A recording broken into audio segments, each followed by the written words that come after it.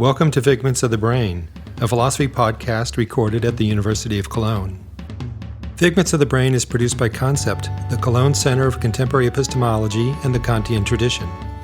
Every episode we pick a topic for a roundtable discussion among the members of Concept. Sometimes we also interview other philosophers on a selected topic. We welcome your feedback. To get in touch and learn more about the center, please visit www.concept-phil.de. That's www.concept-phil.de. We hope you enjoy our podcast. Welcome everybody to the Cologne Knowledge Router. It's generously funded by the Alexander Humboldt Foundation and hosted by us here at Concept.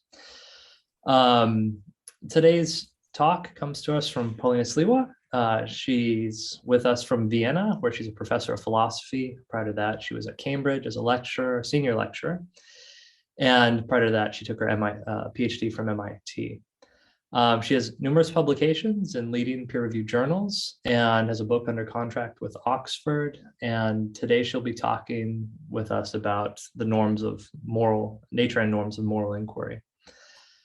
After Paulina's talk, we'll have some time for comments from Shannon Brick and Adam L. Shazley. Shannon comes to us from CUNY Graduate Center in New York, and she's concluding her PhD entitled Recovering Authenticity. And Adam L. Shazley comes to us from Cambridge, where he's a PhD student.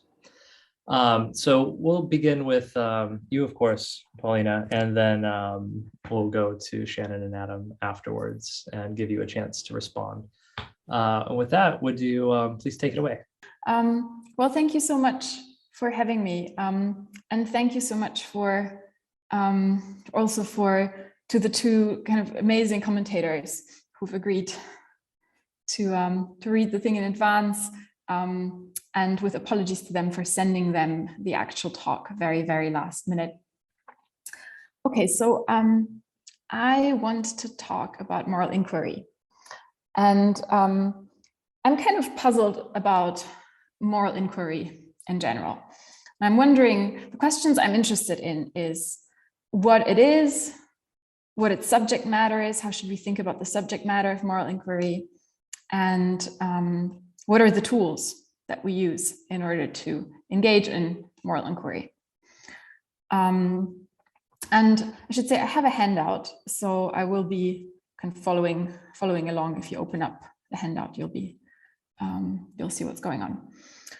Okay, and so the starting point, the thing I want to start with is a kind of standard picture of inquiry that you might take from elsewhere in philosophy as a kind of general picture and then try to apply to moral inquiry. And I think if you do that, you get something that's close to the standard picture of moral inquiry that's implicit in a lot of the literature. And I think that picture, it's not like it's wildly mistaken, but it's too narrow. It doesn't really do justice to the various ways in which we kind of inquire into the moral subject matter. And so I think it needs to be supplemented and expanded. And the aim of the talk is to kind of explore ways of enriching that picture and expanding it. And I'm interested in enriching it and expanding it in two ways. On the one hand, I think we need a richer conception of the subject matter of moral inquiry. So we need a richer conception of kind of what moral inquiry is about. The second way in which I think we need to enrich it is we need to enrich the tools that we think as being involved in engaging in moral inquiry. So we need to recognize that there are tools that are involved in inquiring morally that are not kind of part of this standard picture. But let me tell you first what the standard picture is.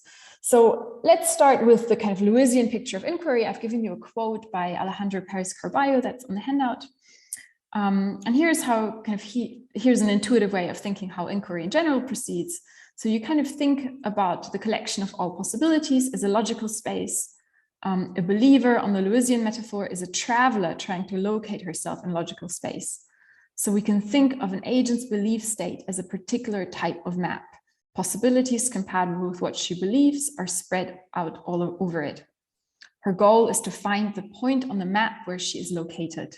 When our agent finds out that P, she rules out all the possibilities in which it is not true that P, and she thus comes closer to isolating the point on the map corresponding to the way things are. Okay, so that's the kind of general metaphor as to how inquiry proceeds. So what exactly are the possibilities that moral inquiry is concerned with? Because on that picture, the kind of thing that will make for moral inquiry is the kind of nature of the possibilities. And here, I think what we find in the literature is that the possibilities that moral inquiry is concerned with is first and foremost the moral status of actions.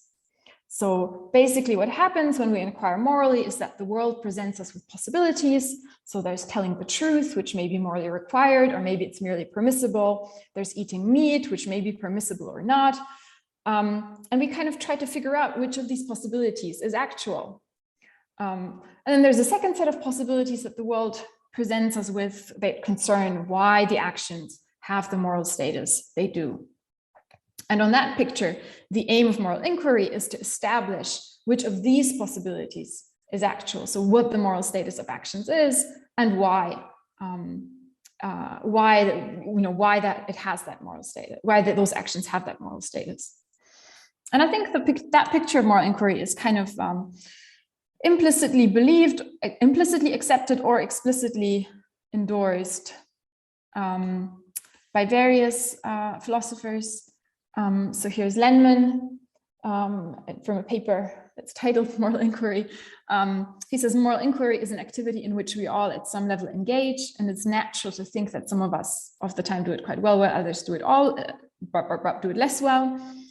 And when we do it well, it is natural to think of it as a way of finding things out about how we and others ought and not ought to act. So again, this is inquiry concerns moral status of actions. It's another example by Peter Singer from his paper, Moral Experts. He says, the morally good man must try to think out for himself the question of what he ought to do. And then his example is wondering whether it's right to eat meat. And here's Alison Hills, who's kind of more interested on the why questions. And she thinks, look, getting clear about moral concepts and about what each moral theory or moral principle implies is important and difficult work that should not be underestimated, but that does not exhaust the function of moral philosophy. It is also one of its goals to decide moral questions, to adjudicate between moral theories and moral principles, and to come to ethical conclusions about what to do. So again, Hills kind of stresses this aspect of moral inquiry, which is answering questions about what we ought to do, and then, also answering questions about why we ought to do them. And there's some nice features about the Lewisian picture. One of them is that it allows us to see how moral inquiry can make progress. So for one, we kind of rule out various possibilities as we find out that they're incompatible with how things really are. So we find out that maybe eating meat is not permissible, so we rule that possibility out. So now we know the world we live in is one in which eating meat is morally impermissible. And then there's another way in which we can make moral progress, which is by kind of making progress on the concepts that we use to engage in moral inquiry. And here, the thing to keep in mind is that we are cognitively limited creatures. So typically we do not distinguish kind of points in logical space, but we distinguish regions of logical space. So we discriminate kind of fine, coarse-grained possibilities. And as our inquiry progresses, we may come to discriminate more finely within possibilities. So here's just an example to give you a sense of what I have in mind. So suppose you started out wondering whether you ought to stop eating meat, and you come to the conclusion that yes, you ought to stop eating meat. Well, in the course of your inquiry, you may realize that this does not exhaust the space of possibilities. There's not just vegetarians around, there are also vegans. So there is a variety of ways in which you might stop eating meat. And so now you've reached the second stage of your inquiry where you've discriminated more finely between the possibilities, and you're trying to determine whether you ought to be vegetarian or whether you whether you may be a vegetarian or whether you ought to be a vegan. Again, and that's Paris Carballo again suggests that conceptual innovation and conceptual progress consists in learning how to make such additional distinctions. So he says, on this way of thinking, acquiring new conceptual resources can be identified with being able to make new distinctions among possibilities. And we can think of the distinctions an agent is able to make as the propositions she's able to entertain. So, as we kind of engage in moral inquiry, as we think about moral questions, about what the right thing to do is, we might finesse our conceptual resources, whether by acquiring new concepts or because we become just better at using the concepts we have. And in doing so, we learn to discriminate more finely amongst the ways the world might be. And then we can locate ourselves in logical space with greater precision. So that's the kind of standard story of inquiry applied to moral inquiry in particular. Okay, so, I think that's a fine story. Like there's clearly moral inquiry sometimes does take that form. Like, clearly the kind of projects that Peter Singer is involved, is kind of interested in when figuring out whether to be a vegetarian. Clearly that is a project that proceeds exactly along the lines that are being described. The problem, I think, with the standard picture is that it is too narrow. So it doesn't account for all the kind of moral inquiry there is. And here is one way of seeing that something is missing from the standard picture. So one way of seeing that something is missing is by realizing that the standard picture basically starts in the middle. So, when you think about inquiry, the standard picture takes the question that is being asked for granted, and then the project of inquiry is trying to answer the question. But of course, you might think inquiry doesn't, it doesn't start with looking for the answer. It starts with asking the question.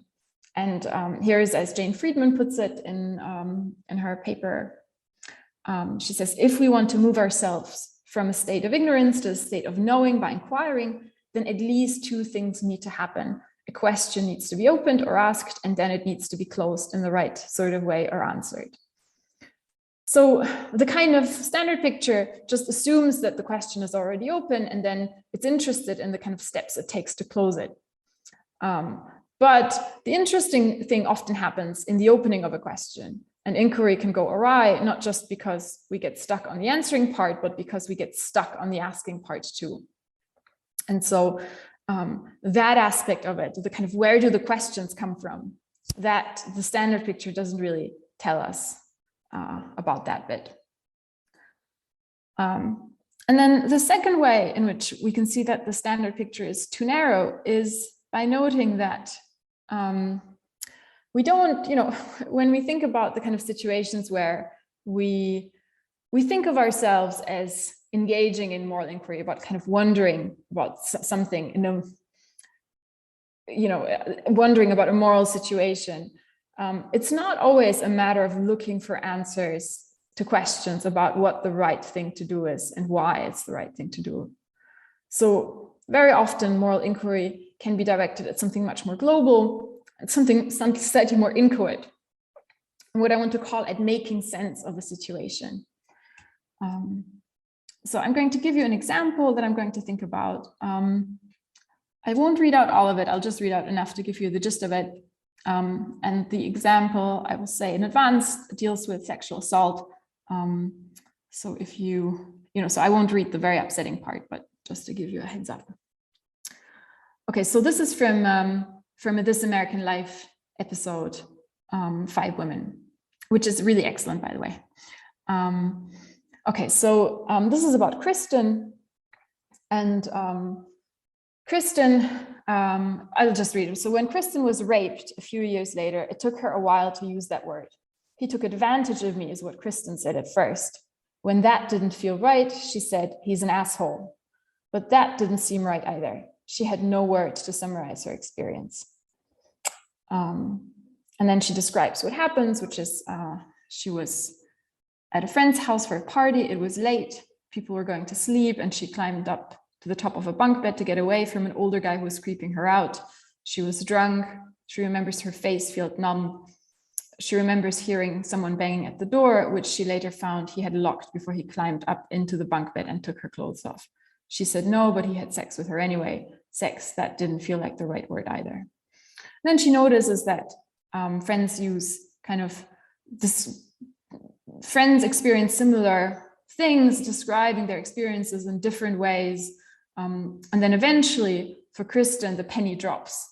And here's how she describes this moment of insight. She says, all those times when we were mad at those boys because of what they did to us, we were mad because they raped us, you know. And there was like several of my friends where it took us a really long time to put the word to it.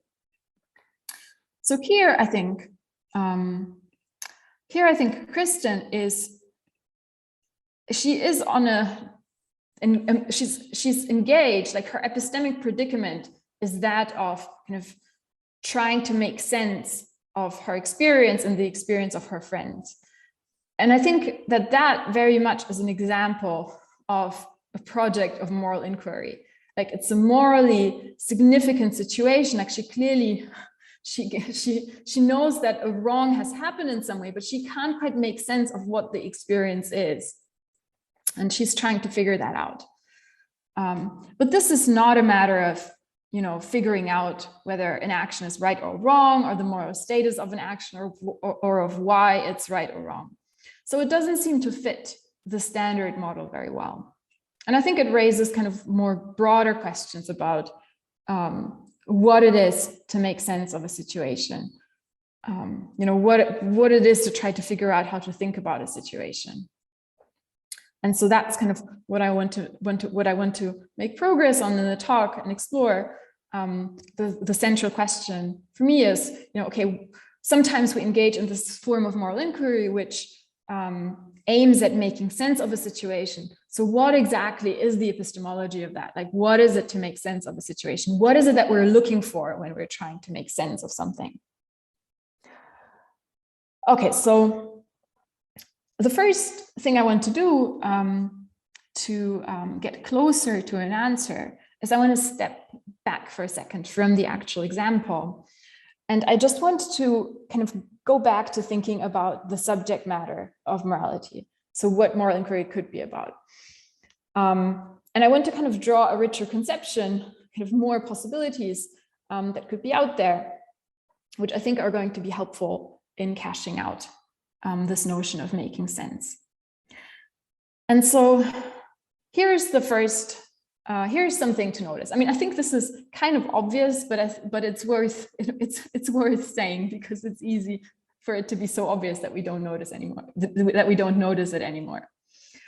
So here we are, and we are all embedded in this kind of really intricate web of duties, rights, and permissions and expectations. And this kind of normative web just connects us all with one another. It kind of forms the fabric of our relationship. So for example, friendship is kind of a signature set of duties and rights and expectations. And the exact shape of those duties and rights and permissions and expectations depends on the kind of history and context and closeness of the friendship. So those are kind of, and in fact, they're constitutive. I would say they're constitutive of that relationship. And these kinds of moral relations, this web of duties, rights, permissions, it doesn't just concern actions, it also governs our feelings and our attitudes. So, you know, so if you're friends with someone, you kind of owe them trust, you owe them goodwill, you owe them taking pleasure in their successes and being resentful of people who have done them harm. So they're kind of richer, that they go beyond simply determining which actions are right and wrong. And then the other thing that's maybe obvious is that this web of moral relations is really complex. These rights, duties, and permissions can be multiply overlapping. They can be multiply overlapping, for example, because someone can be not just a colleague, but also a friend. So in that case, there are certain things you might owe them as a colleague, and there are other things that you owe them as a friend, and some things that you might owe them as a friend and as a colleague. And then those moral relations also kind of come at different levels. So, you know, we're owed certain things by our loved ones, but then we're also in relationships to institutions and to our employers. So they don't just concern, a lot of them kind of govern interpersonal relations, but they don't just govern interpersonal relations. They kind of govern relations with other entities. And then the thing that makes things even more complicated is that this web of moral relations is dynamic. So it is constantly shifting and changing. And sometimes it changes as a matter of things that happen, you know, so a tragedy occurs, someone dies, that means that there's a whole web of moral relations that is suddenly different from what it was before. But sometimes it also changes as a result of what we do. So we can make promises, we can consent, we can forgive others. And in all of those cases, what happens is that we are contributing to changes in that moral landscape. We are creating, if we promise, we create a right where there was no right before. If we consent, we grant a permission that wasn't there before. If we forgive, you know, arguably we give up certain rights and entitlements as that we might have had as a wronged party. So we can shift this, we can shape this landscape around us intentionally, and we can also shape it and change it unintentionally. So we can change it sometimes, for example, by acting wrongly. If we act wrongly, we give rise to new obligations and rights where there were none before. Obligations to apologize, to explain, to make amends. But wrongdoing isn't a kind of intentional intervention in the moral landscape. It's not like we act wrongly because we want those moral relations to change. It's rather that these relations changing is this unintended side effect of wrongdoing, unintended and often unwelcome. Okay, so this is just meant as a kind of context to kind of just realize the kind of richness we are dealing with when we're dealing with our moral lives. And so now I want to return to epistemology and to think about kind of the consequences of this kind of richer picture of the subject matter of morality. And here I want to point out that keeping track of the moral landscape is really important. So we need to know, like when we're kind of dealing with one another, we need to know the contours of the moral landscape. It's not just because we need to know what the right thing to do is for us, but also because knowing these contours, knowing these relations that are in play, that's crucial to our understanding kind of what relationships we're dealing with and how they evolve. And so once we notice that, it makes sense to think of moral inquiry as having this kind of much wider scope and of thinking of it as basically aiming to navigate this moral landscape, to kind of provide us with an accurate map to those various relations that are in play in various areas of our life. And it goes without saying that this can be really tricky. And I think here, if we return to Kristen, we can see kind of why it's tricky. Because first of all, the moral landscape you're in can change really rapidly. So in Kristen's case, it changed as a consequence of her assault. So like all of the sudden, kind of rights, obligations, duties, expectations, like all of that was profoundly changed as a result of what happened to her. But then the tricky thing is that often the situation is very messy. So here you are, you can have conflicting feeling. The kind of things that happen, there's a lot of detail to them. And some of them, the detail can be very upsetting. And so part of the reason why it can be really tricky to figure out which bit of the moral landscape you occupy and what it looks like is because you need to figure out which of the many details that are in play matter and how they matter. So you need to kind of some kind of key to figure out how these things fit together. Okay, so the question then is, what are the tools for navigating the normative landscape? Okay, and so this is, I should say, this is the bit of the talk where I'm hoping for help in the Q&A, because I'm trying to think through how these tools fit together. And this is the work in progressy part. Okay, so I think the standard picture gives us one set of tools that we can think of as being involved in moral inquiry. And that tools are concepts. And so what are the things, what is the thing that concepts allow us to do? Well, concepts allow us to discriminate between different ways the world might be. So it allows us to kind of delineate, discriminate between different possibilities, and kind of in that way structure our understanding of a moral landscape by kind of allowing us to kind of zoom in successively on the moral relations that are actually in play. So concepts allow us to discriminate between possibilities, typically in a coarse-grained way for us, because we are epistemically limited creatures. And so one way of thinking of what Kristen then is trying to do is, we might say, well, here what she's at a loss at is she's trying to kind of figure out how like to draw the different ways of discriminating between how the world might be. So she's trying to conceptualize her experience in different ways. Maybe one way is being taken advantage of. Maybe one way is dealing with an asshole. And then the third way that she settles on is that of rape. And in all these cases, she's like trying to determine how she should distinguish between kind of the possible ways in which the world has unfolded and kind of settling on the accurate one. So I'm not really sure that that is going to be sufficient for understanding Kristen's predicament and her project, her epistemic project. And part of the issue here is that there's more kind of to this sense-making enterprise than simply kind of delineating between possibilities and then trying to figure out which was the accurate one.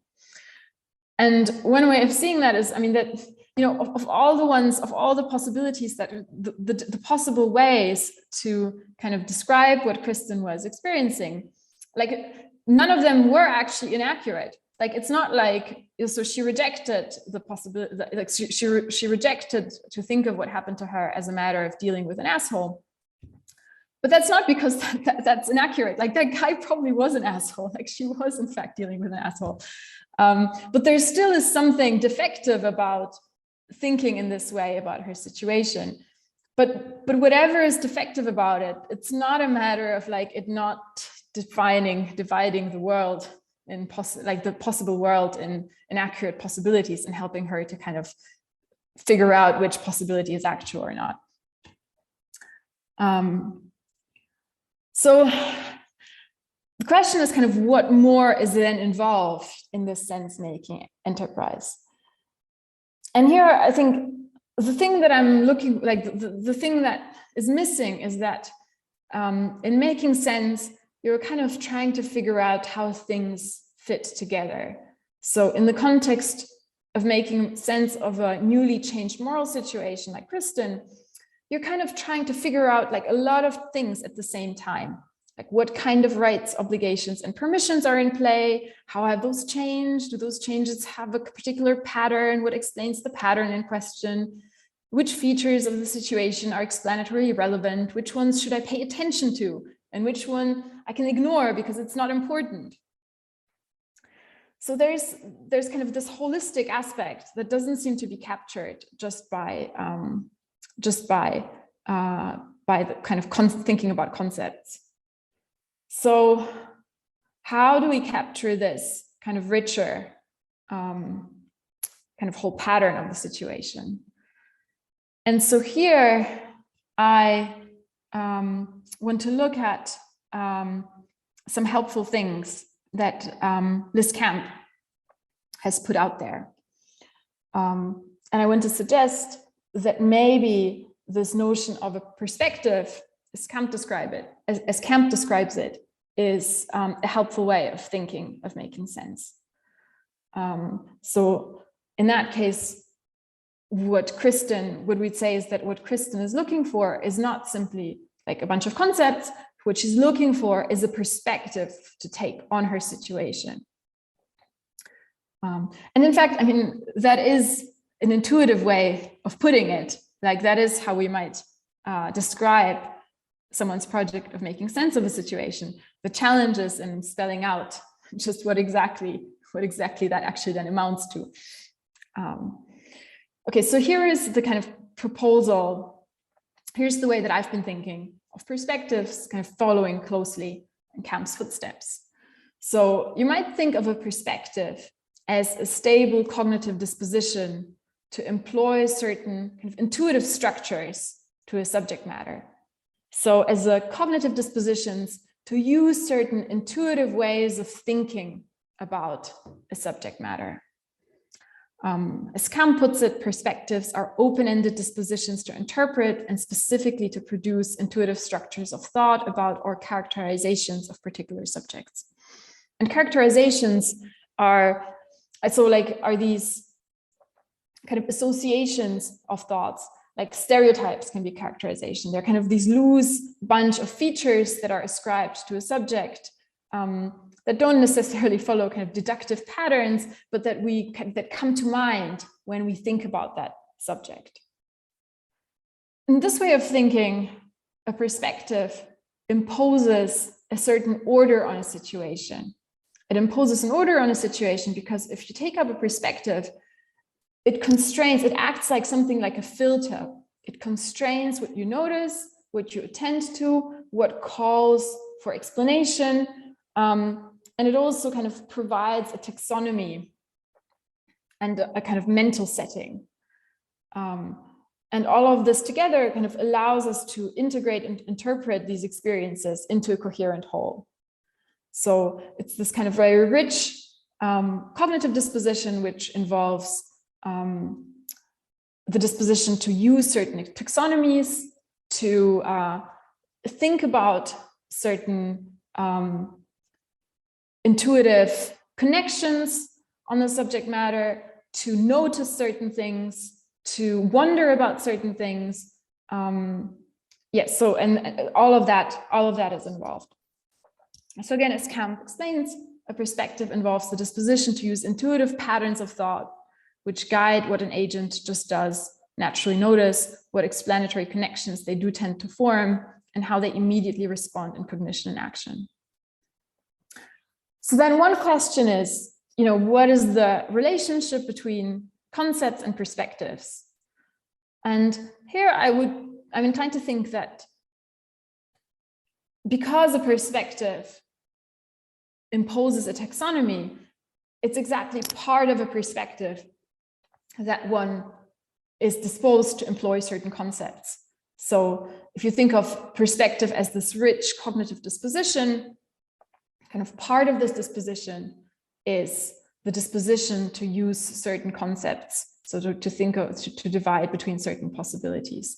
So that's part of a perspective, is to use certain concepts, but then perspective is not just the disposition to use certain concepts, but it goes beyond that in having these additional, in involving these additional cognitive dispositions, including these intuitive patterns of thought. Okay, so I'll try to explain how this works when we get to the actual example. Okay, so then the suggestion is that Kristen, what she's grasping for is a perspective on her situation. What she's looking for basically is an interpretive key that is going to allow her to kind of integrate all the morally significant details and the moral consequences into a whole that coheres explanatorily. So it's going to be, she's looking for something that is going to tell her which of the many things that she experienced matter morally and how they matter morally, how they kind of are connected explanatorily and how they connect with how she feels about the situation and what the moral consequences are. And so I think that kind of gives us another way of thinking about what she's doing when she's trying out these different words to put to her situation. So when she's thinking about, oh, was it that I was dealing with an asshole, or was it that I was raped?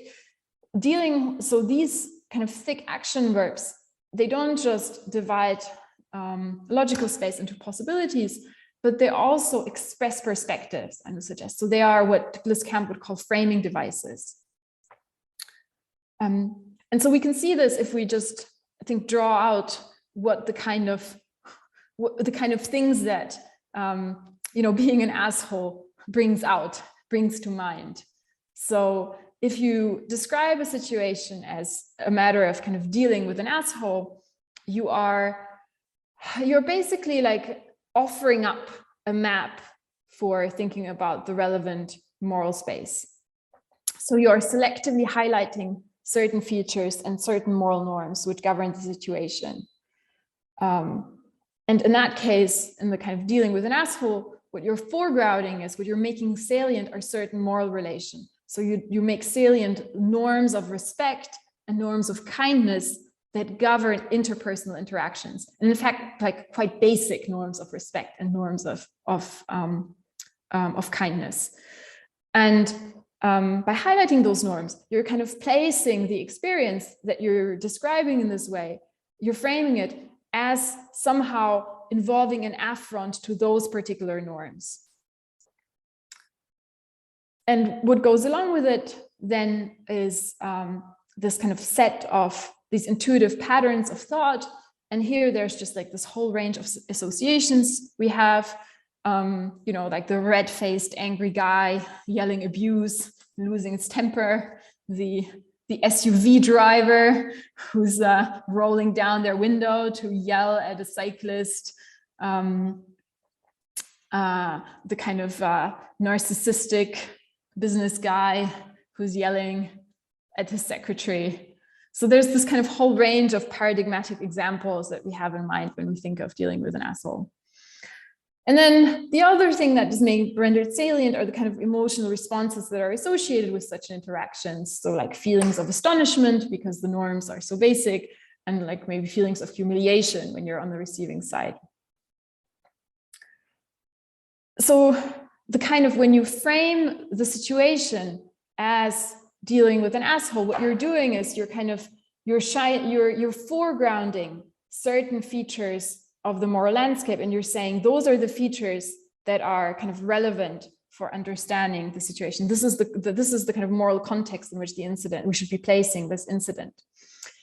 So again, I mean, I'm not sure how helpful the map metaphor is, but you might think of it like this frame is kind of offering you a map to the situation, which kind of puts certain features of the situation as landmarks on it and tells you like, those are the features that matter, and they explain why the situation unfolded as it is, and they highlight the moral consequences. And if that's the way you think about it, you can see why Kristen wasn't happy with that description.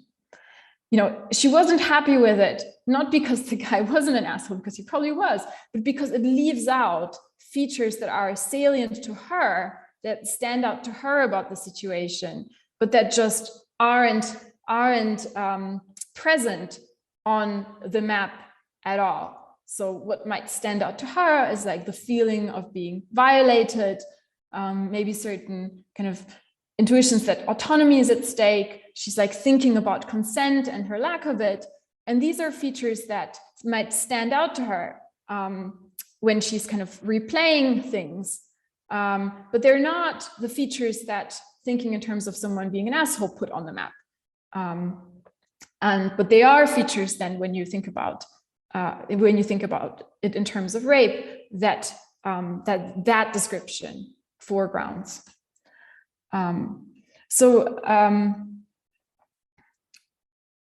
All right, so in that sense, the kind of framing device of rape offers a better fit with her experience because it foregrounds the correct rights, the rights to bodily autonomy, consent. It kind of highlights the intentions of the perpetrator. And it explains and validates feelings you might have about the situation, in particular feelings of violation and distress. It makes sense to feel this way if you have been violated in this way. It's a feeling that you're entitled to. And it kind of also highlights, might highlight Kristen's sense, might explain Kristen's sense that what happened was a serious wrong. It wasn't just like this minor accident or incident that happened. Okay, so I should be wrapping up. So I think,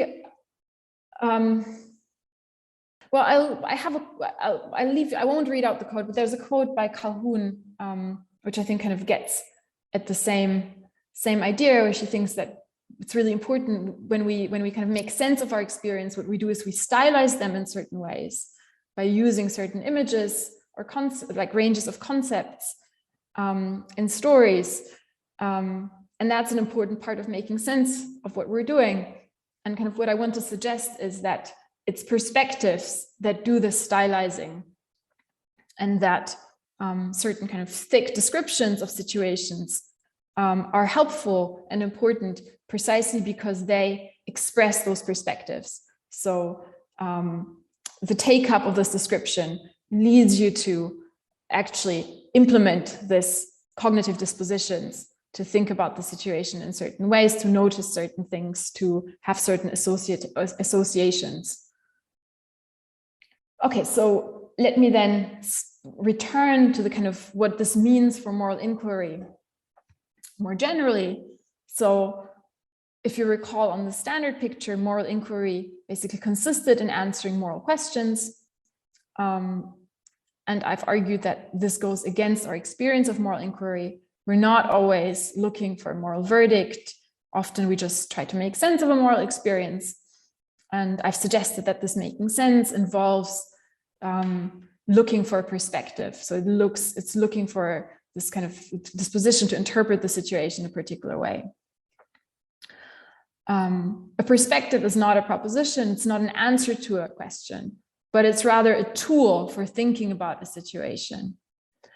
And I've suggested, whether helpfully or not, I would be interested to hear, that we can think of it as a map for navigating that part of the moral landscape. So it's kind of, it highlights certain moral relations and rights and permissions and obligations and expectations as the relevant ones to kind of understanding what's going on. And a perspective is not an answer to a question, but it suggests certain lines of inquiry. It makes certain questions salient, and it draws our attention to certain features as calling for explanation. And so in that sense, moral inquiry needn't just aim at answers. Sometimes what we're looking for when we're inquiring morally is we are looking for the right questions to ask. And so part of the project of making sense is a project, it's looking for a perspective which will then enable you to kind of open up the helpful moral questions about your moral situation. Right, so moral inquiry does not just aim at answers, sometimes it simply aims at questions. Okay, I will end there. Thank you very much.